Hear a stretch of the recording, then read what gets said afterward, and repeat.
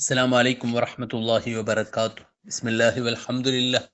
അസ്സലാത്തു വസ്സലാമു അലൈക യാ സയ്യിദനാ യാ റസൂലല്ലാഹ് ഖുദ് ബിഐദീനാ ഖല്ലത്ത് ഹീലത്തുനാ ദിരിക്നാ വആലി കുല്ലിൻ വസ്സഹാബത്തി അജ്മഈൻ. ഏറ്റവും സ്നേഹാദരണീയരായ മുഅ്മിനീങ്ങളെ മുഅ്മിനാത്തുകളെ, വിശുദ്ധമായ ഹജ്ജുമായി ബന്ധപ്പെട്ട ഏറ്റവും പ്രധാനപ്പെട്ട ഒരു കർമ്മമാണ് മിനയിലുള്ള നിവാസം, താമസം. വിശുദ്ധമായ മസ്ജിദുൽ ഹറാമിൻ്റെ കിഴക്ക് വശത്തായി 4 കിലോമീറ്റർ അകലെയാണ് മിന സ്ഥിതി ചെയ്യുന്നത്. ജംറത്തുൽ അഖബ മുതൽ വാദി മുഹസ്സിർ വരെയാണ് അതിൻ്റെ അതിർത്തി. 3.5 കിലോമീറ്റർ വിസ്തീർണമാണ് അതിനുള്ളത്, അഥവാ 6.35 ചതുരശ്ര കിലോമീറ്റർ ആണ് അതിൻ്റെ വിസ്തീർണം. ഇമാം നബി റളിയല്ലാഹു അൻഹു വാദി മുഹസ്സിറിൻ്റെയും ജംറത്തുൽ അഖബയുടെയും ഇടയ്ക്കുള്ള സ്ഥലമാണ് മിന. 2 മൈൽ നീളമുള്ള ഒരു താഴ്വരയാണിത്. വീതി വളരെ കുറവാണ്. അതിനെ വലയം ചെയ്തിട്ടുള്ള പർവ്വതങ്ങളുടെ മുകൾ ഭാഗങ്ങൾ മിനയിൽപ്പെട്ടതും പിൻഭാഗമാകട്ടെ മിനയിൽപ്പെട്ടതുമല്ല. മിനയിലെ മസ്ജിദുൽ ഖൈഫ് എന്ന പള്ളി മക്കയുടെ അതിർത്തിയിൽ നിന്ന് 1 മൈൽ കുറഞ്ഞ അകലത്തിലാണ് സ്ഥിതി ചെയ്യുന്നത്. ജംറത്തുൽ അഖബ മക്കയുടെ ഭാഗത്തായി മിനയുടെ അന്ത്യത്തിൽ സ്ഥിതി ചെയ്യുന്നു. എന്നാൽ ജംറത്തുൽ അഖബ മിനയിൽപ്പെട്ടതല്ല. ഹിജ്റയ്ക്ക് മുമ്പ് റസൂലുള്ളാഹി സ്വല്ലല്ലാഹു അലൈഹി വസല്ലം അൻസാറുകളുമായി ഉടമ്പടി നടത്തിയത് ഈ ജുംറയ്ക്കരികെ വെച്ചാണ് എന്നും ഇമാം നബി റളിയല്ലാഹു അൻഹു രേഖപ്പെടുത്തിയിട്ടുണ്ട്. മിനയിൽ താമസിക്കൽ ദുൽഹജ്ജ് 9-ാം രാവിൽ സുന്നത്തും അയ്യാമു തശ്രീഖിൻ്റെ അഥവാ 11, 12, 13 ദിവസങ്ങൾ വാജിബുമാകുന്നു.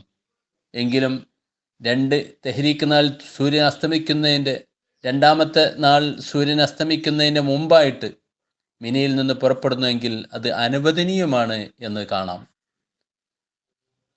ദുൽഹജ്ജ് 8-ന് മിനയിൽ എവിടെയാണ് ഇറങ്ങേണ്ടത്, എവിടെയാണ് നിസ്കരിക്കേണ്ടത് എന്ന് പല ആളുകൾക്കും ഉള്ള ഒരു സംശയമാണ്. നബി സല്ലല്ലാഹു അലൈഹി വസല്ലം ഇറങ്ങിയ സ്ഥലത്തോ അതിൻ്റെ സമീപത്തോ ഇറങ്ങുന്നതാണ് ഏറ്റവും നല്ലത്. അത് തിരുമേനി അറവ് നടത്തിയ സ്ഥലത്തിൻ്റെയും മസ്ജിദുൽ ഖൈഫിൻ്റെ കിബിലയുടെയും ഇടക്കാണ്. മിനയിൽ അവൻ താമസിക്കണം. അവിടെ വെച്ച് ളുഹർ, അസർ, മഗ്രിബ്, ഇശാ, സുബി എന്ന നിസ്കാരം നിർവഹിക്കണം.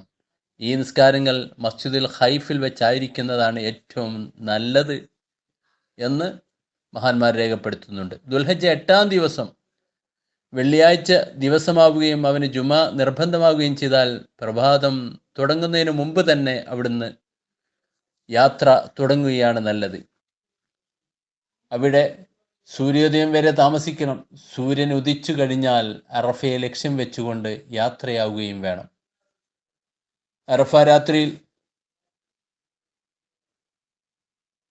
മിനയിൽ ഒരാൾ താമസിക്കാതിരുന്നു, മിനയിലേക്ക് 8-ാം ദിവസം പുറപ്പെടാതിരിക്കുകയും ചെയ്താൽ അതിന് വല്ല തകരാറുമുണ്ടോ എന്ന ചോദ്യത്തിന് ഉത്തരം, അത് രണ്ടും സുന്നത്താണ്. പക്ഷേ സാധാരണ സുന്നത്ത് പോലെയല്ല, വളരെ ശക്തമായ സുന്നത്താണ്. ആ സുന്നത്ത് നഷ്ടപ്പെട്ടു എന്ന് മാത്രമേ ഉള്ളൂ. എന്നാൽ അയ്യാമു തശ്രീഖിൻ്റെ ദിവസങ്ങളിൽ മിനയിൽ താമസിക്കാതിരിക്കൽ വാജിബാണ് അവർക്ക് നഷ്ടപ്പെടുന്നത്. അപ്പോൾ പ്രബലമായൊരു സുന്നത്ത് അവർ നഷ്ടപ്പെടുത്തിയെന്നുള്ളൂ. ഹജ്ജിന് യാതൊരു തകരാറും അതുകൊണ്ട് ഇല്ല. മിനയിൽ നിർബന്ധ നിവാസത്തിൻ്റെ സമയം എത്രയാണ്? നിർബന്ധമായും മിനയിൽ താമസിക്കണം എന്ന് പറഞ്ഞാൽ അത് എത്രയാണ്? അയ്യാമു തശ്രീഖിൻ്റെ നാളുകളാണ് അതിൻ്റെ സമയം. ഓരോ രാത്രിയുടെയും പ്രധാന ഭാഗം അഥവാ പകുതിയിലധികം അവിടെ താമസിക്കലാണ് നല്ലത്. 1ഉം 2ഉം രാത്രികൾ നിവാസം, 1ഉം 2ഉം പകലുകളെ ഏറുകർമ്മങ്ങളും നിർവഹിച്ച ശേഷം 2-ാം തെഹ്രീക്ക് നാളിൽ നേരത്തെ ഓർമ്മപ്പെടുത്തിയതുപോലെ ഉച്ചയ്ക്ക് ശേഷം മഗ്രിബിന് മുമ്പായിട്ട് അവിടുന്ന് പുറപ്പെടുകയാണെങ്കിൽ അവർക്ക് പിറ്റേന്നത്തെ താമസവും ഏറും അവർക്ക് ഒഴിവാകുന്നതാണ്. അവിടെ വെച്ചുകൊണ്ട് തന്നെ അറവും അവർക്ക് നിർവഹിക്കാവുന്നതാണ്.